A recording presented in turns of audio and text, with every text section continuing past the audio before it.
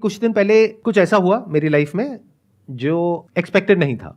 मतलब किसी इंसान के साथ में कोई बिजनेस कमिटमेंट हुई, राइटिंग में एग्रीमेंट भी हो गया, उसके बाद में वो इंसान बैकआउट कर गया, थोड़े से पैसे मार लिए। तो ऐसा कुछ हुआ जिसकी वजह से अंदर गुस्सा आया।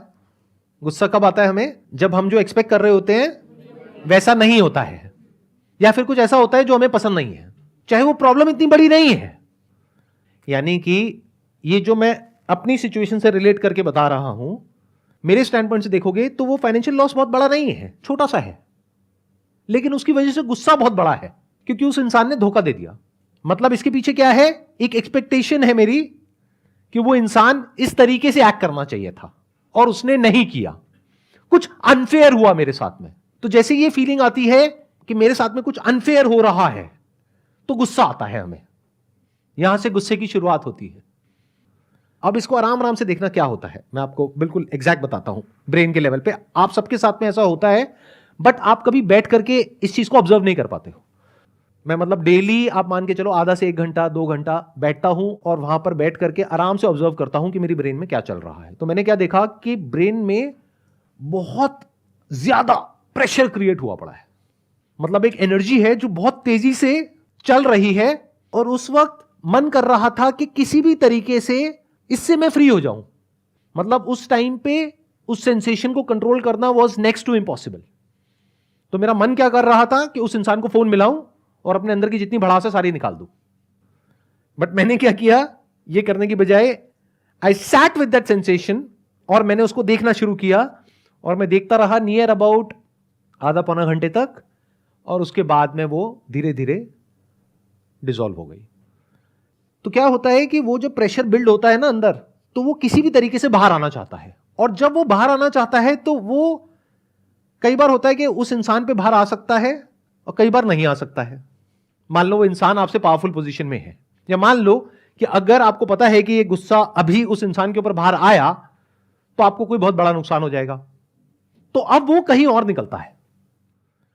तो मैंने एक चीज यहां पर सीखी कि जब भी कभी इस तरह की एनर्जी अंदर क्रिएट हो, यानी कि गुस्सा आए, अभी एनर्जी इस लेवल तक पहुंची कैसे? शुरू हुई थी बहुत ही छोटे से थॉट से कि कितना घटिया आदमी है। बस इतना छोटा थॉट था जो सुबह से रात तक आप लोगों के माइंड में आता है, लेकिन आप इसको ऐसा समझते हो कि ये तो कुछ भी नहीं है, बोलते ही रहते हो सुबह से रात तक। और ये छोटा सा थॉट कितनी जल्दी बड़ा होता है, you can't even imagine in the wildest of your dreams. तो एक हल्का सा थॉट आया था अंदर, यानी मैंने अपने आप को बोला था कि कितना घटिया आदमी है, ऐसे कैसे कर सकता है। और वो थॉट आ तो गया, बट उसको निकालने का कोई तरीका नहीं है, वो कंटिन्यू हो गया। मैं अपने और काम कर रहा था, लेकिन बैक ऑफ द माइंड वो चल रहा था। तो जितना वो थॉट आ रहा था, मैं उसके बारे में ऐसे लोगों से बात कर रहा था जो कि मेरी तरफ थे, और वो सब मुझे सपोर्ट कर रहे थे, हाँ हाँ हाँ बड़ा घटिया आदमी है।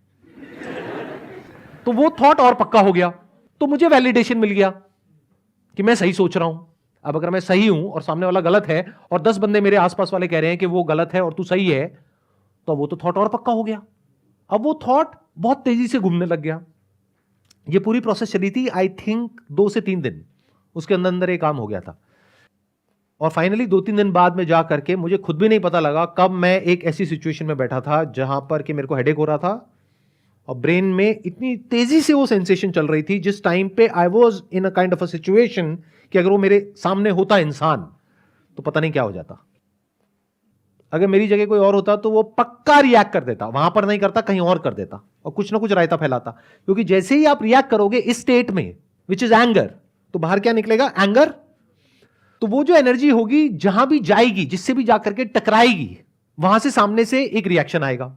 जैसे ही रिएक्शन आएगा आपको और गुस्सा आएगा।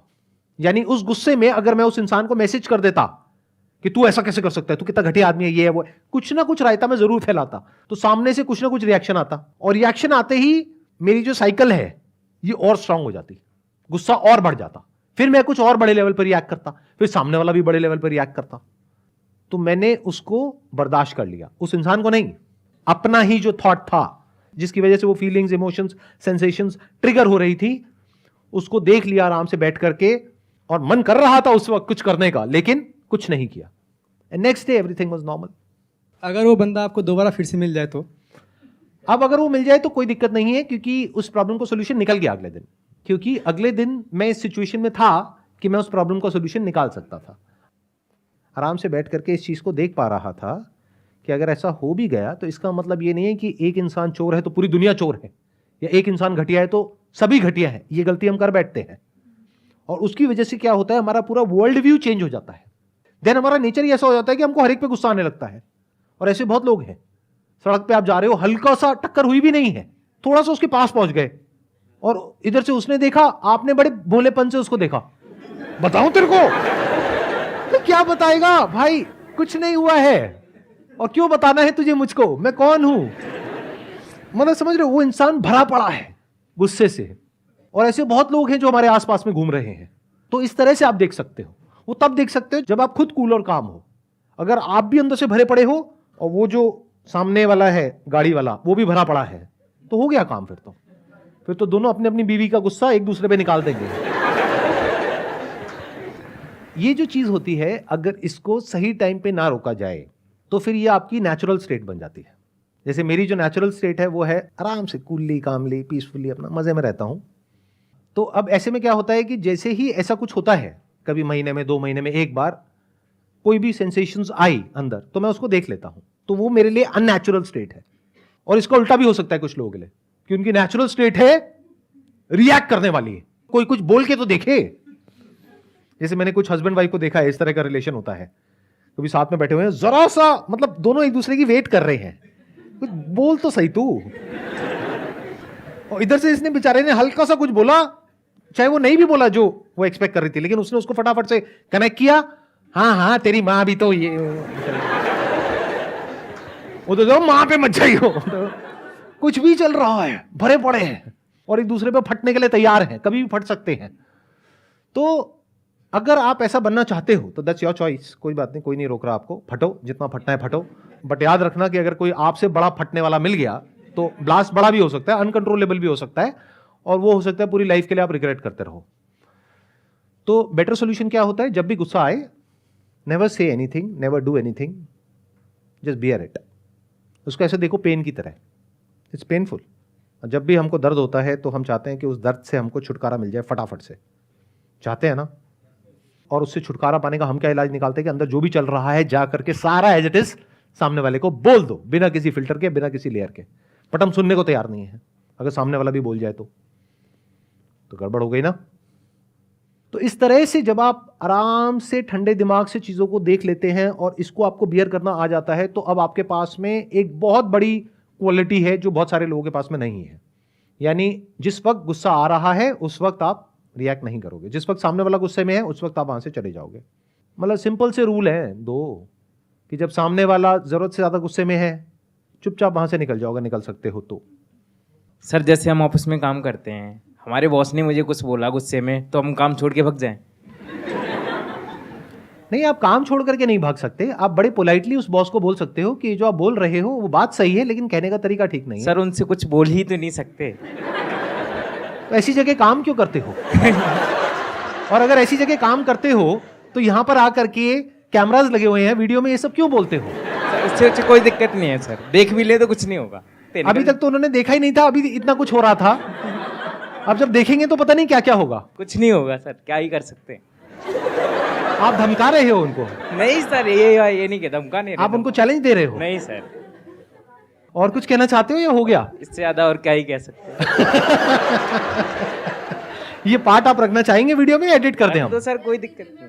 कोई दिक्कत नहीं है? नहीं सर। सर आपने कहा कि मतलब आप गुस्से को मतलब एज अ पेन मतलब ले लो, और फिर आप नेक्स्ट डे मतलब अगर उस बंदे से दोबारा मिलते हैं तो आप उसको कुछ नहीं कहोगे, बट ऐसा भी होता है फिर आप उस पर कभी ट्रस्ट नहीं कर सकते। मतलब मेरा क्वेश्चन एक्चुअली ये है कि अगर किसी रिलेशनशिप में आप ऐसा कुछ फेस कर रहे हैं तो वहाँ से मतलब क्या सोल्यूशन है फिर? रिलेशनशिप में तो होता है ये सब, और कहाँ होता है? देखो, अनजान लोगों के साथ में ये सब नहीं होता जो मैंने बात करी। रिलेशन में ही होगा ना, कोई आपका फ्रेंड होगा, रिलेटिव होगा, या ऑफिस में कलीग होगा, या कोई बिजनेस रिलेशन होगा, कोई ना कोई रिलेशन होगा, वहीं पर तो ये सब होगा।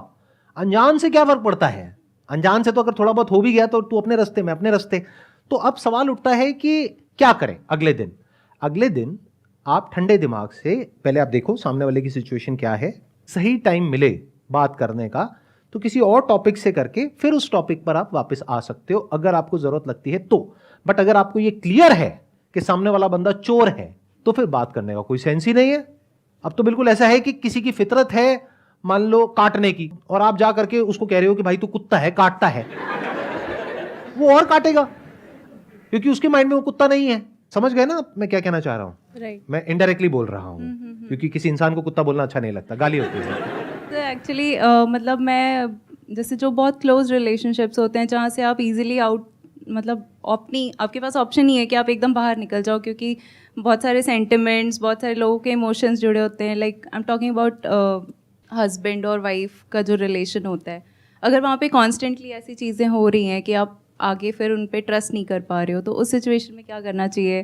ट्रस्ट सबसे जरूरी है एक रिलेशनशिप में, स्पेशली हस्बैंड वाइफ के रिलेशनशिप में। अगर आप अपने हस्बैंड पे ट्रस्ट नहीं कर सकते हो तो वो रिलेशन किसी काम का नहीं है। अगर आप अपने दोस्त पे ट्रस्ट नहीं कर सकते हो तो वो रिलेशन किसी काम का नहीं है। अब सवाल उठता है कि जो आप उस पर ट्रस्ट नहीं कर पा रहे हो वो आपकी अपनी प्रॉब्लम की वजह से हो रहा है या एक्चुअल में हो रहा है? एक्चुअल में हो रहा है। इफ यू से कि वो एक्चुअल में हो रहा है, डू यू हैव प्रूफ कि वो एक्चुअल में हो रहा है? इसको इस तरीके से देखो कि कल को अगर आपको कोर्ट में जाकर के उसके ऊपर केस करना पड़े तो कोर्ट में जाते ही आप किसी के बारे में कुछ भी बोल दोगे तो सबसे पहले कोर्ट क्या कहेगा? प्रूफ क्या है? कोई भी आकर के कुछ भी बोल सकता है, किसी के अगेंस्ट भी कुछ भी बोल दिया। प्रूफ क्या है आपके पास में? तो if you have proof of what you are saying is true, then you have to see कि क्या मैं उसको इंटरपोलेट कर रही हूं अपने माइंड में। इंटरपोलेट का मतलब होता है कि क्या मैं उसको बढ़ा चढ़ा करके अपने माइंड में बोल रही हूं कि उसने गलती करी है इस लेवल की और मैं कह रही हूं कि उसने इस लेवल की गलती कर दी है। यह भी समझना पड़ेगा।